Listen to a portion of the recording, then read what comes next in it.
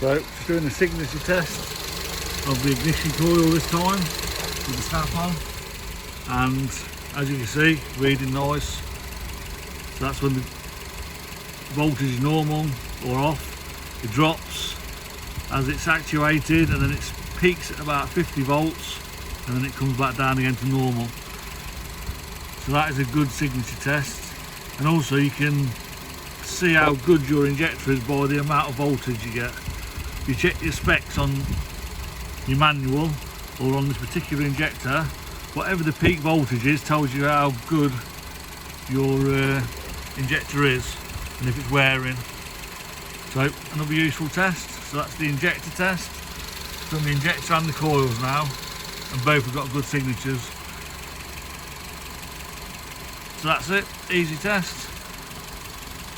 And you can even tell how good your injector is by the peak voltage.